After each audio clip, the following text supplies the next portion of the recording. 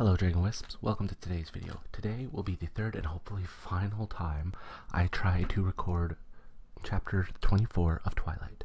Now for those of you that don't know, chapter 24 is the last official chapter in the book.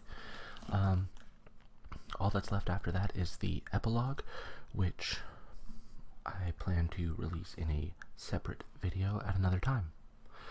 And you know, it'll probably be sometime this month. It'll be hopefully before starting New Moon, which I know has been requested that I start after I finish this one. So, there we go. Before I begin, I'd like to remind you to like the video and subscribe to the channel if you haven't yet to become a Dragon Wisp. And hopefully in the near future, you can also follow along on Spotify. So, without further ado, sit back, relax, and enjoy, hopefully, the last chapter of Twilight.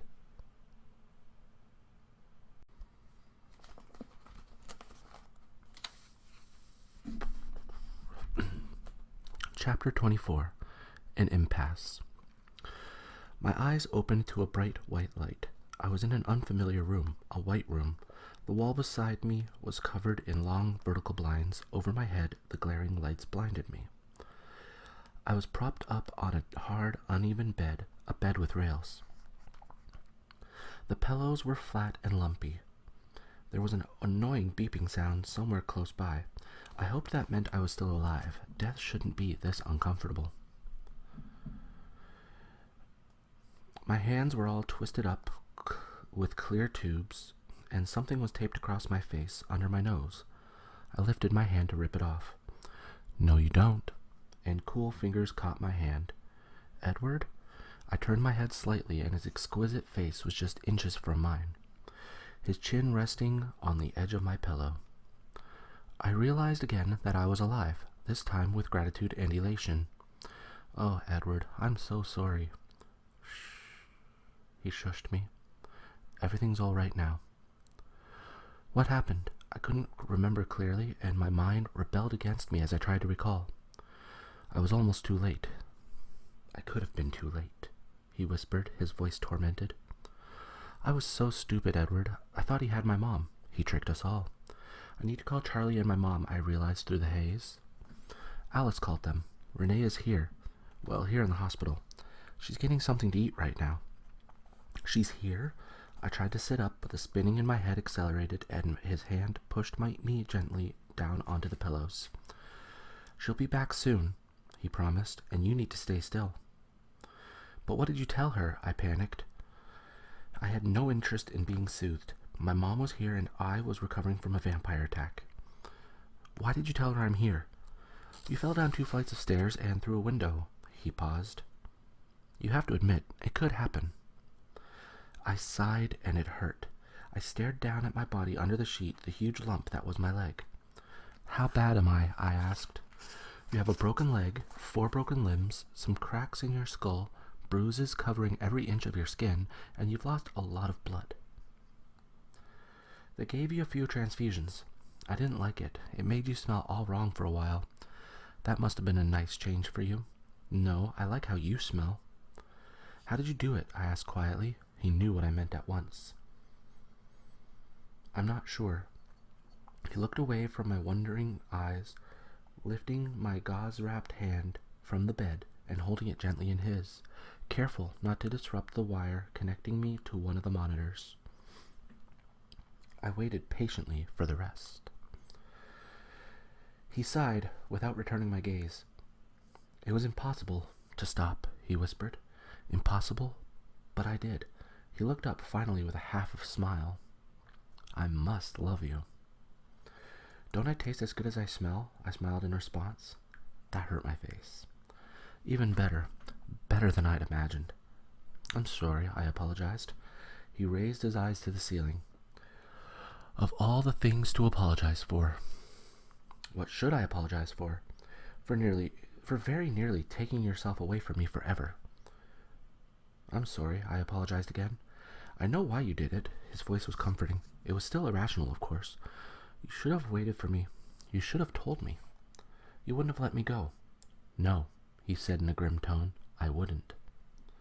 Some very unpleasant memories were beginning to come back to me. I shuddered and then winced. He was instantly anxious. Bella, what's wrong? What happened to James? After I pulled him off you, Emmett and Jasper took care of him. There was a fierce note of regret in his voice. This confused me. I didn't see Emmett and Jasper there. They had to leave the room. There was a lot of blood. But you stayed. Yes, I stayed. And Alice and Carlisle? I said in wonder. They love you too, you know. A flash of painful images from the last time I'd seen Alice reminded me of something. Did Alice see the tape? I asked anxiously. Yes. A new sound darkened his voice, a tone of sheer hatred. She was always in the dark. That's why she didn't remember. I know. She understands now.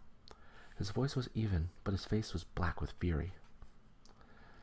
I tried to reach his face with my free hand, but something stopped me. I glanced down to see the IV pulling at my hand.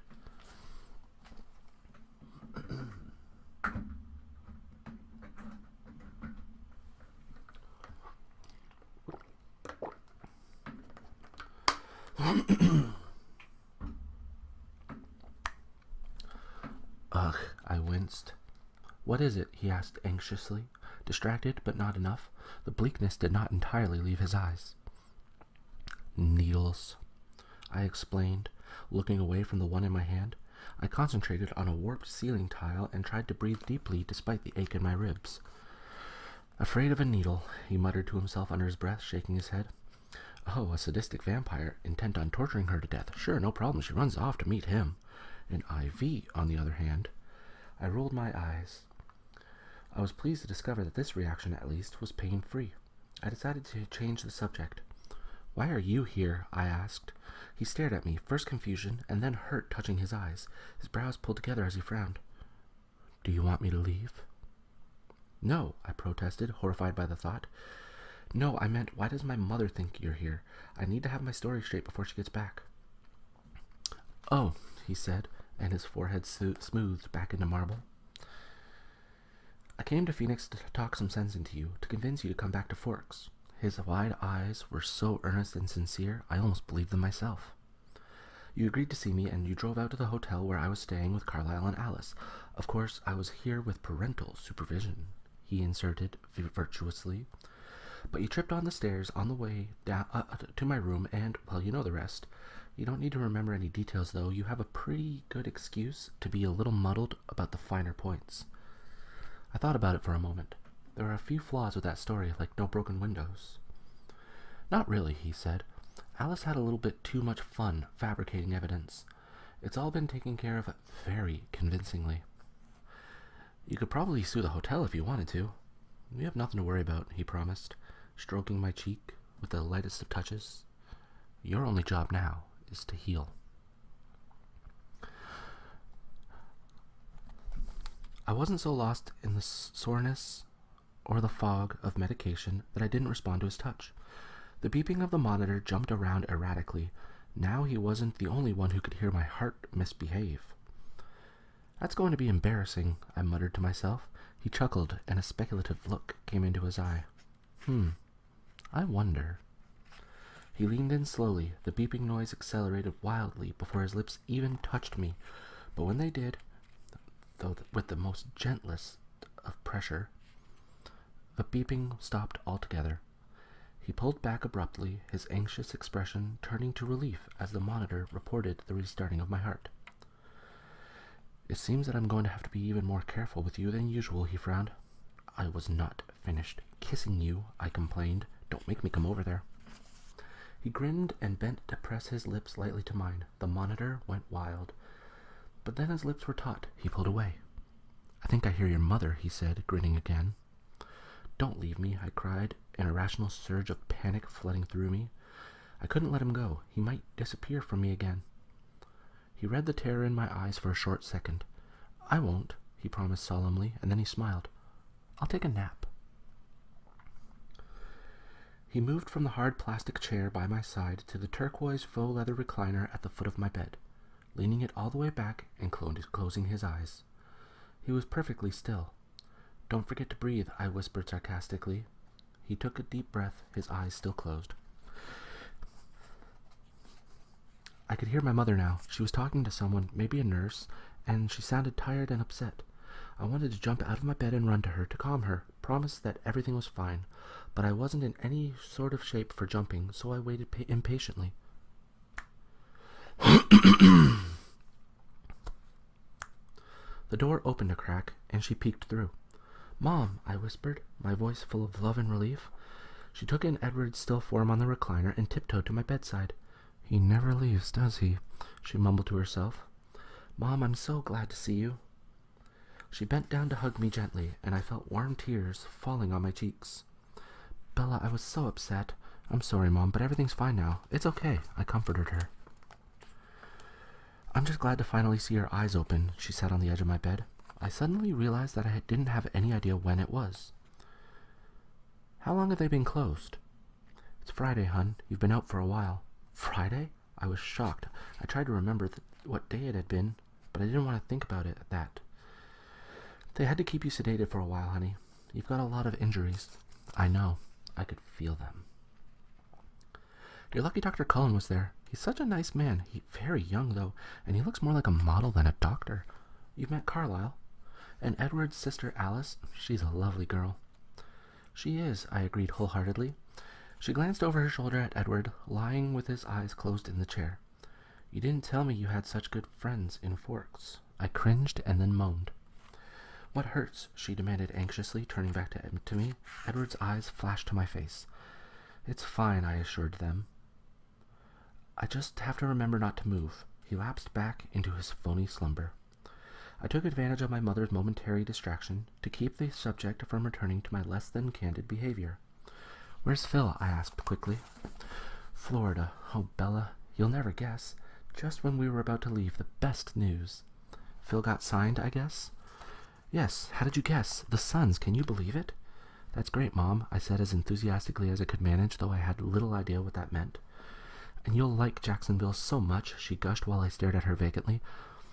I was a little bit worried when Phil started talking about Akron, what with the snow and everything, because you know how I hate the cold, but now Jacksonville, it's always sunny, and the humidity, it really isn't that bad. We found the cutest house, yellow with white trim and a porch just like in an old movie, and with this huge oak tree, and it's just a few minutes from the ocean, and you'll have your own bathroom." "Wait, Mom," I interrupted. Edward still had his eyes closed, but he looked too tense to pass as asleep. "What are you talking about?" "I'm not going to Florida. I live in Forks." "But you don't have to live there anymore, silly," she laughed. "Phil will be able to be around so much more now. We've talked about it a lot, and what I'm going to do is trade off on the away games. Half the time with you, half the time with him." "Mom," I hesitated, wondering how best to be diplomatic about this. "I want to live in Forks. I'm already settled in school, and I have a couple of girlfriends." She glanced toward Edward again, and when I reminded her of friends, so I tried another direction. "And Charlie needs me. He's just all alone up there, and he can't cook at all." "You want to stay in Forks?" she asked, bewildered. The idea was inconceivable to her, and then her eyes flickered back to Edward. "Why?" "I told you. School, Charlie, ouch." I shrugged. Not a good idea. Her hands fluttered helplessly over me, trying to find a safe place to pat. She made do with my forehead. It was unbandaged. "Bella, honey, you hate Forks," she reminded me. "It's not so bad." She frowned and looked back and forth between Edward and me, this time very deliberately. "Is it this boy?" she whispered. I opened my mouth to lie, but her eyes were scrutinizing my face, and I knew she would see through that.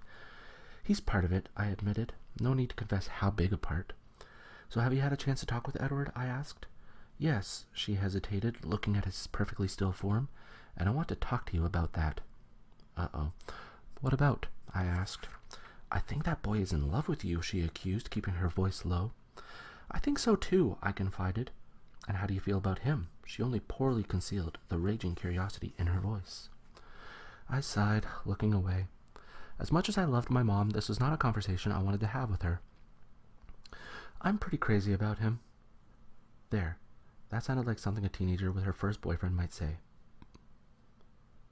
"Well, he seems very nice, and my goodness, he's incredibly good looking, but you're so young, Bella." Her voice was unsure. As far as I could remember, this was the first time since I was 8 that she'd come close to trying to sound like a parental authority.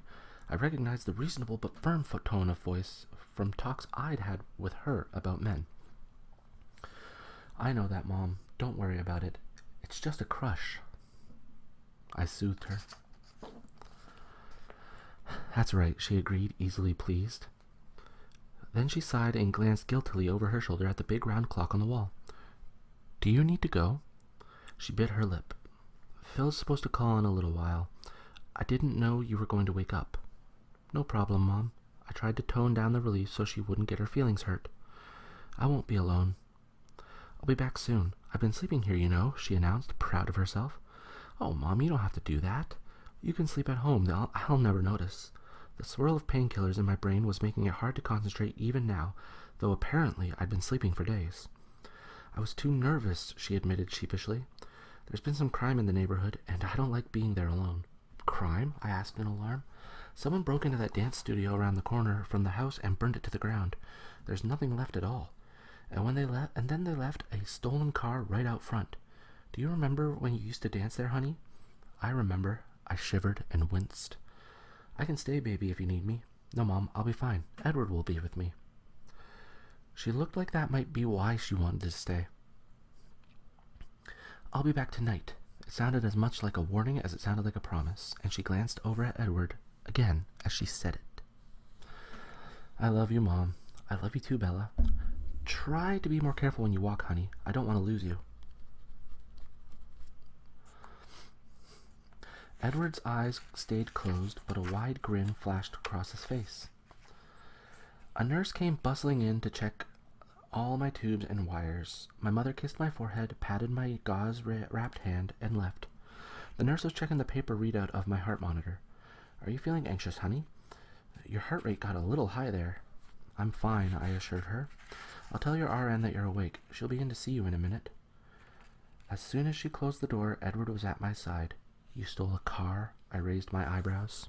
He smiled, unrepentant. It was a good car. Very fast. How was your nap? I asked. Interesting? His eyes narrowed.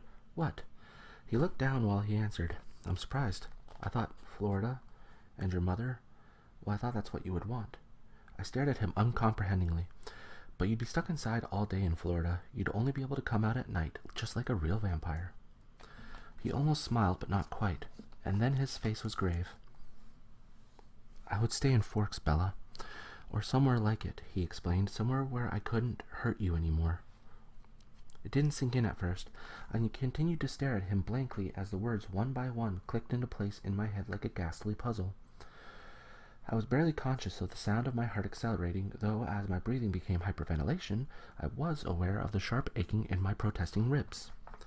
He didn't say anything. He watched my face warily as the pain that had nothing to do with broken ribs, pain that was infinitely worse, threatened to crush me. And then another nurse walked purposefully into the room. Edward sat still as stone as she took in my expression with a practiced eye before turning to the monitors. Time for more pain meds, sweetheart? She asked kindly, tapping the IV feed. No, I mumbled, trying to keep the agony out of my voice. I don't need anything. I couldn't afford to close my eyes now. No need to be brave, honey. It's better if you don't get too stressed out. You need to rest. She waited, but I shook my head. Okay, she sighed. Hit the call button when you're ready. She gave Edward a stern look and threw one more anxious glance at the machinery before leaving. His cool hands were on my face. I stared at him with wild eyes. Shh, Bella, calm down. Don't leave me, I begged in a broken voice. I won't, I promise. I won't, he promised. Now relax, before I call the nurse back to sedate you. But my heart couldn't slow. Bella, he stroked my face anxiously, I'm not going anywhere. I'll be right here as long as you need me. Do you swear you won't leave me? I whispered, trying to control the gasping at least. My ribs were throbbing.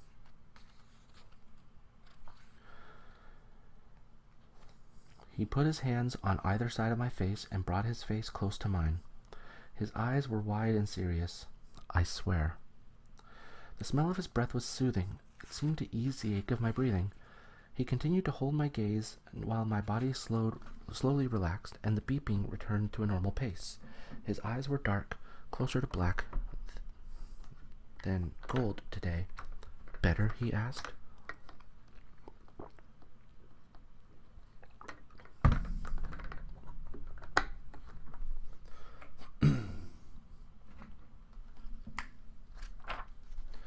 Yes, I said cautiously.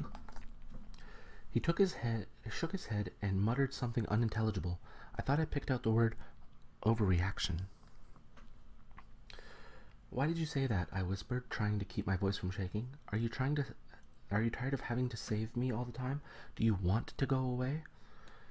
No, I don't want to be without you, Bella. Of course not. Be rational. And I have no problem with saving you either, if it weren't for the fact that I was the one putting you in danger, that I'm the reason that you're here. Yes, you are the reason, I frowned. The reason I'm here alive. Barely. His voice was just a whisper, covered in gauze and plaster and hardly able to move. I wasn't referring to my most recent near-death experience, I said, growing irritated. I was thinking of the others. You can take your pick. If it weren't for you, I would be rotting away in the Forks Cemetery. He winced at my words, but the haunted look didn't leave his eyes.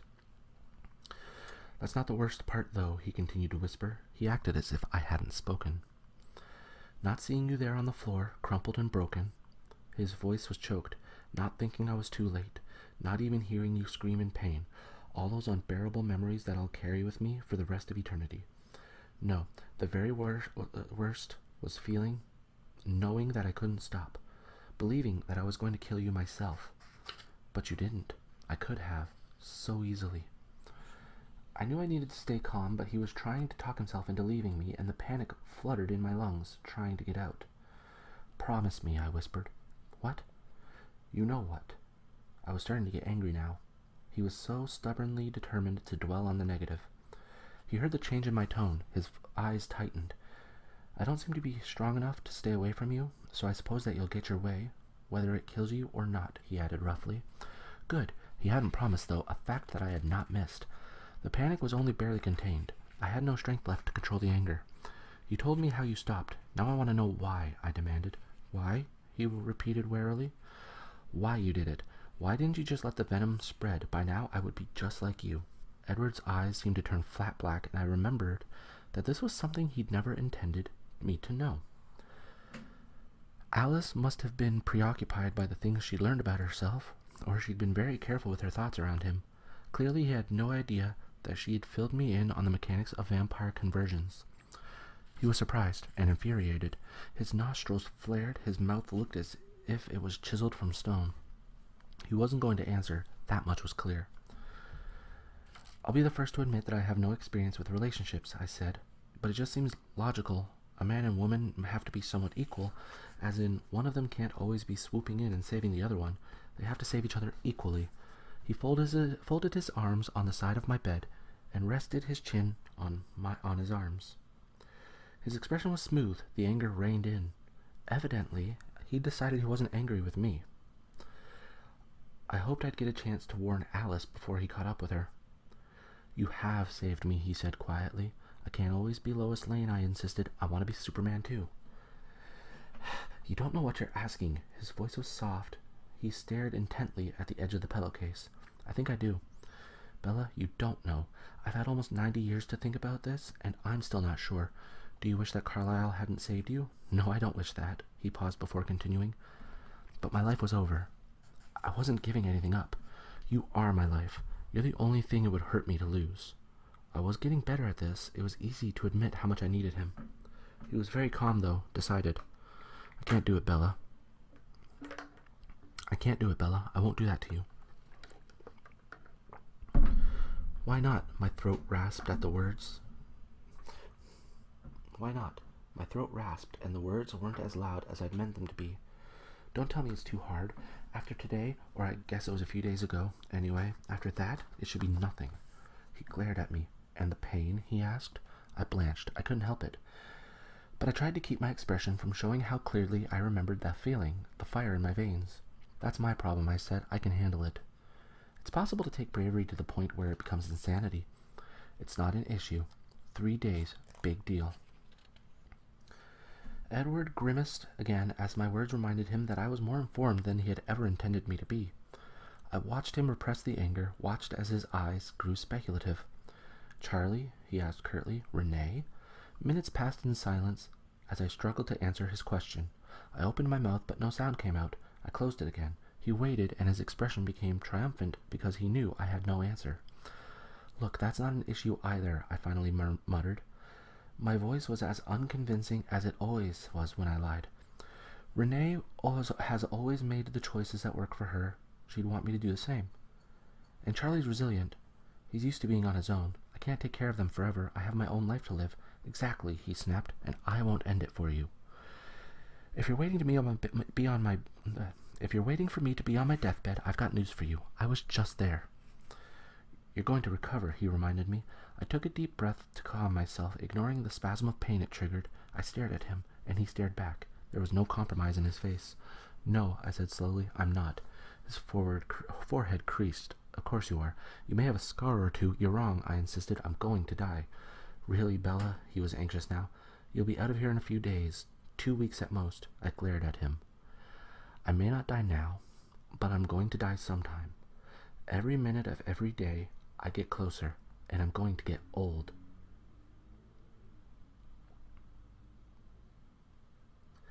He frowned as though what I was saying sunk in, pressing his long fingers to his temples and closing his eyes. That's how it's supposed to happen. How it should happen. How it would have happened if I didn't exist, and I shouldn't exist. I snorted. He opened his eyes in surprise.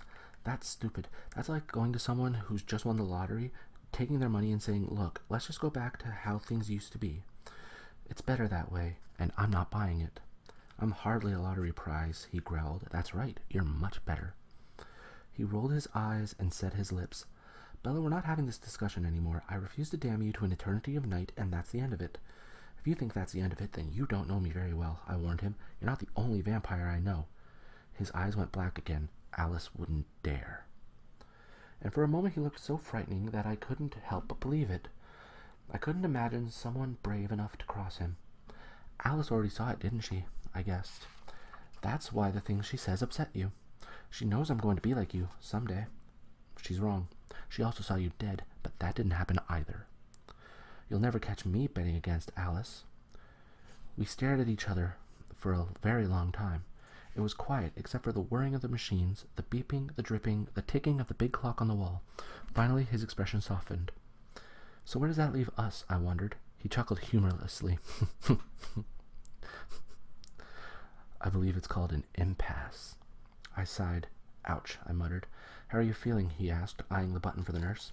I'm fine, I lied. I don't believe you, he said gently. I'm not going back to sleep. You need rest. All this arguing isn't good for you. So give in, I hinted. Nice try. He reached for the button. No.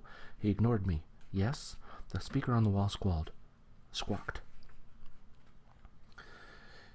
I think we're ready for more pain medication, he said calmly, ignoring my furious expression. I'll send in the nurse. The voice sounded very bored. I won't take it, I promised. He looked toward the sack of fluids hanging beside my bed. I don't think they're going to ask you to swallow anything. My heart rate started to climb. He read the fear in my eyes and sighed in frustration. Bella, you're in pain. You need to relax so you can heal. Why are you being so difficult? They're not going to put any more needles in you now. I'm not afraid of the needles, I mumbled. I'm afraid to close my eyes. Then he smiled his crooked smile and took my face between his hands. I told you I'm not going anywhere. Don't be afraid. As long as it makes you happy, I'll be here. I smiled back, ignoring the ache in my cheeks. You're talking about forever, you know. Oh, you'll get over it. It's just a crush. I shook my head in disbelief. It made me dizzy. I was shocked when Renee swallowed that one. I know you know better. That's the beautiful thing about being human, he told me. Things change. My eyes narrowed. Don't hold your breath. He was laughing when the nurse came in, brandishing a syringe. Excuse me, she said brusquely to Edward. He got up and crossed to the end of the small room, leaning against the wall. He folded his arms and waited. I kept my eyes on him, still apprehensive. He met my gaze calmly. There you go, honey, the nurse smiled as she injected the medicine into my tube. You'll feel better now. Thanks, I mumbled unenthusiastic. It didn't take long. I could feel the drowsiness trickling through my bloodstream almost immediately. That ought to do it, she muttered as my eyelids drooped. She must have left the room because something cold and smooth touched my face. Stay. The word was slurred. I will, he promised. His voice was beautiful like a lullaby. Like I said, as long as it makes you happy, as long as it's what's best for you. I tried to shake my head, but it was too heavy. It's not the same thing, I mumbled. He laughed. Don't worry about that now, Bella. You can't argue with me when you wake up. I think I smiled. Okay. I could feel his lips at my ear. I love you, he whispered. Me too. I know, he laughed quietly. I turned my head slightly, searching. He knew what I was after. His lips gently touched mine. Thanks, I sighed. Any time. I wasn't really there at all anymore, but I fought against the stupor weakly. There was just one more thing I wanted to tell him. Edward, I struggled to pronounce his name clearly. Yes. I'm betting on Alice, I mumbled, and then the night closed over me. Thank you for joining me for chapter 24 of Twilight. I'm hoping it recorded properly, because I really don't feel like reading this chapter again. It's not that it's a bad chapter, like it ties things together, but I've just read it 3 times in a row. So anyway, feel free to tune in when I do post the video with the epilogue in it, and of course stay tuned for New Moon, which will be starting probably in November. Will be the first chapter. I'm not 100% sure. I might read something else, like just a short story, so that I can start New Moon in the new year, because I'm planning to do the Advent calendar again for December. So obviously there's not going to be a lot of playroom, and it would be better to do it starting in January than starting it in November and then waiting a month, and then here comes the next one in a month from there. So anyway, I'm rambling. Yeah. So there it is. We've finished the book, apart from the epilogue, and yeah, I feel good about this. Finally finished one instead of stopping halfway through. So thank you for joining me. As always, we should have the subscribe button up in this corner. Yeah, there we go. Latest video on the channel over here. Video recommended for you by YouTube over here. And over here, we'll have the Twilight playlist, which will soon have New Moon. So, once again, thank you for joining me. And as always, have a peaceful day. Bye.